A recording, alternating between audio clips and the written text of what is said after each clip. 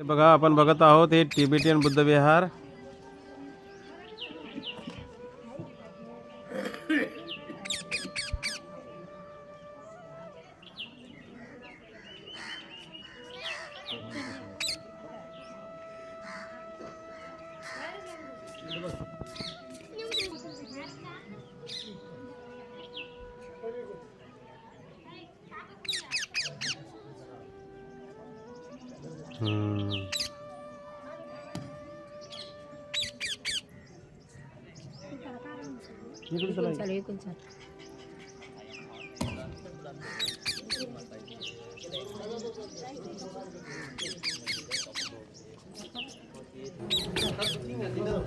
हे बघा या ठिकाणी हे तिबेटियन बुद्ध विहार आहे। या ठिकाणी पूजा चालू आहे, पूजा चालू होत आहे। हे कॅमेरे वगैरे लागलेले आहेत या ठिकाणी।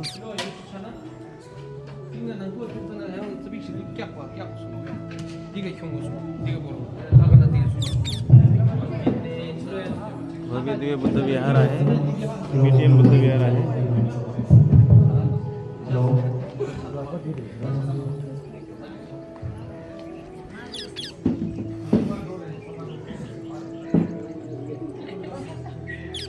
बोला अरहं सम्मा संबुद्धो भगवा बुद्धं भगवन्तं अभिवादेमि। स्वाख्यातो भगवता धम्मो धम्मं नमस्सामि। सुपटिपन्नो भगवतो सावक संघो संघं नमामि। तर या ठिकाणी पूजा असल्या कारणाने आता आपल्याला आतमध्ये जाता येणार नाही, कारण त्यांची पूजा आहे, मोठा कार्यक्रम आहे काहीतरी। हे बघा कार्यक्रमात तयारी, कॅमेरे वगैरे लागलेले आहेत आतमध्ये, आणि त्यामुळे आता इथे आपण वंदन करू। आपण इथून खाली उतरा डाव्या बाजूनं। इथे बाजूला या विहाराच्या आजूबाजूला भगवंताच्या जीवनातील संपूर्ण एक एक घटना, एक एक प्रसंग मूर्त्याच्या माध्यमातून चित्रीकरण केलेलं आहे त्यांनी। ते आपण बघूया लक्षामध्ये, आणि मग आपण या विहाराच्या बाहेर निघून पुढचं विहार बघूया आपण।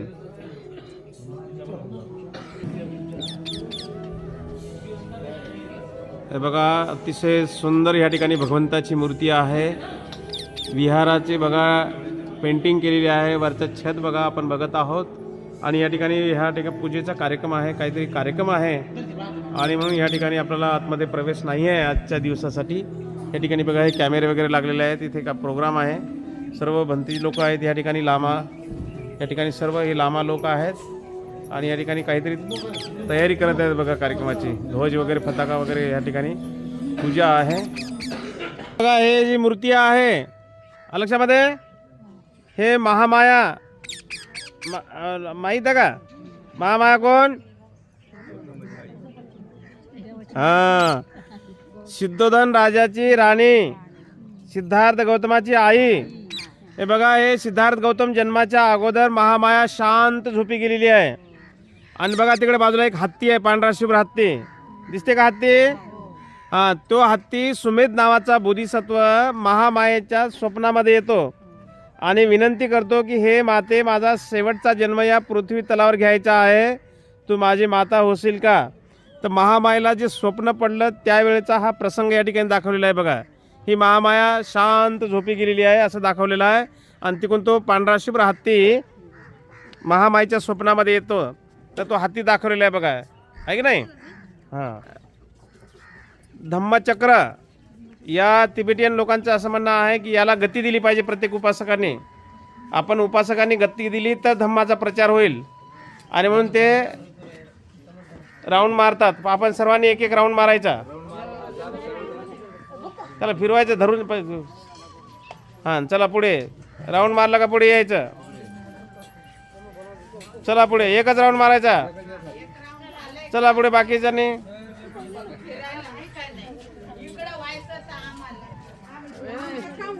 ठिकाणी हा सीन दाखवलेला आहे बघा, हा लुंबिनी वनातला सीन आहे। महामाया हे दिसते आहे पुतळा, आणि हे 7 कमळाचे फुलं जे आहेत हे बघा सिद्धार्थ गौतम। इथे सिद्धार्थ गौतमाला उभ्या उभी लुंबिनी वनामध्ये महामायेने जन्म दिला, आणि त्यावेळेस जन्म झाल्या झाल्या सिद्धार्थ गौतमाने 7 पाऊल चालले बघा, आणि ऑटोमॅटिक ते कमळाचे फूल उगवले जमिनीमधून. तर हे बघा, हे 7 पावलं दाखवलेले आहेत, दिसले का? हा सीन दाखवलेला आहे या ठिकाणी.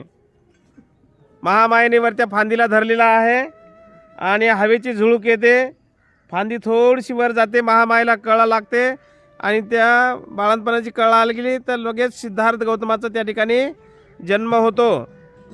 हा सीन या ठिकाणी दाखवलेला आहे बघा. आलं लक्षामध्ये? या विहाराच्या चारही बाजूनी अशा पद्धतीने भगवंताच्या जीवनचरित्रावरती या ठिकाणी चित्रीकरण केलेलं आहे, मूर्त्या बनवलेल्या आहेत. राजकुमार सिद्धार्थ आहे, लक्षामध्ये? राजकुमार सिद्धार्थ हा सर्व गुणसंपन्न होता. धनुर्विद्येमध्ये पण ते प्रवीण होते, प्रावीण्य मिळवलेलं होतं त्यांनी. धनुर्विद्या या ठिकाणी दाखवलेली आहे त्यांचे.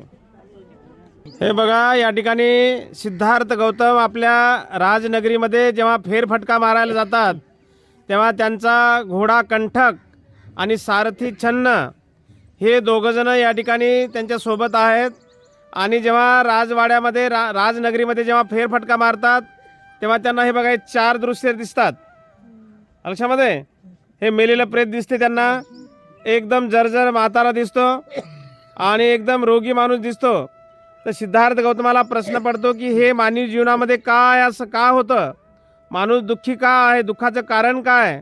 माणूस जन्मतो तर का जन्मतो आणि माणूस मरतो तर का मरतो? याचं कारण शोधण्यासाठी मग सिद्धार्थ गौतम जंगलामध्ये जातात, तपश्चर्या करतात खडतरशी. तर हे राजनगरामध्ये फेरफटका मारताना दिसत आहेत. हे सिद्धार्थ गौतम आहेत. जेव्हा त्यांनी घरदार सोडलं, पत्नी, मुलगा, राजवैभव, सर्व राजवैभव सोडून जेव्हा जंगलामध्ये गेले तेव्हा त्यांनी स्वतःच्या डोक्याचे केस कापलेले आहेत बघा, हे दाखवलेलं आहे. डोंगेश्वरी पर्वतावरती भगवंतांनी जे खडतरशी 6 वर्ष तपश्चर्या केली त्यावेळेचा हा प्रसंग या ठिकाणी दाखवलेला आहे. पोट पाट एक झालेला आहे, डोळे अगदी खोल गेलेले आहेत, जणू काही हड्डीचा सापळा असं भगवंताचं शरीर झालेलं आहे. अशा अवस्थेमध्ये हे या ठिकाणी भगवंताची प्रतिमा या ठिकाणी स्थापित केलेली आहे.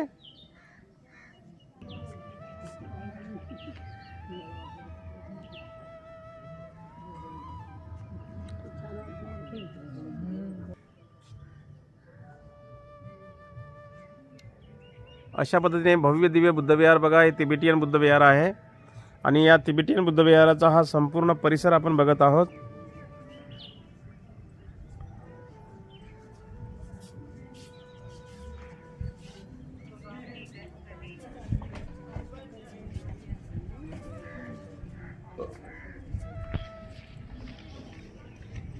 हे सारनाथ येथे धम्माचं चक्र गतिमान केलं, धम्माचा पहिला उपदेश दिला, पहिलं प्रवचन दिलं आणि 5 परिव्राजकांना दीक्षा दिली. त्या ठिकाणचा हा प्रसंग या ठिकाणी दाखवलेला आहे.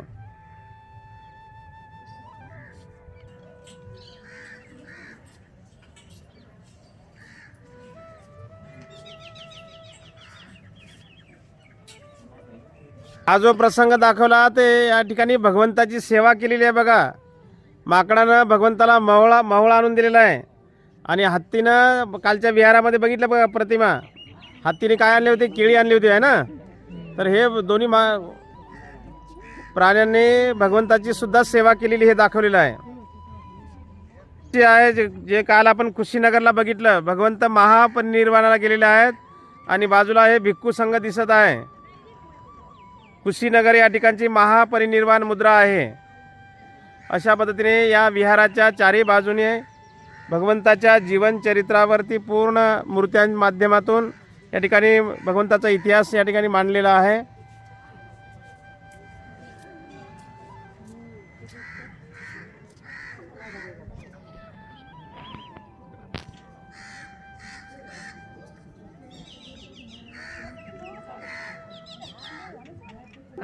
डुबू नाही म्हणून पाण्याचं उडत असेल मला वाटतं चालू केल्यावर, कारंजी राहतात ना संध्याकाळचे.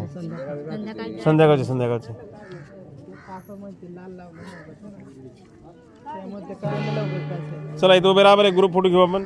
बाबा एक ग्रुप फोटो घेऊ बिहार सहित. चला असे उभे राहा, इकडून उभे राहा. त्या भिंतीला भेटून राहा बेरा, भिंतीला खेटून राहू बेरा. हो पाठीमागे, हो पाठीमागे. तिकडे जा काही, इकडे जा काही. इकडे भरपूर जागा आहे, या इकडे. वा पलीकडे आहे, पलीकडे वा, पतले पतले वा. वा पाठीमागे.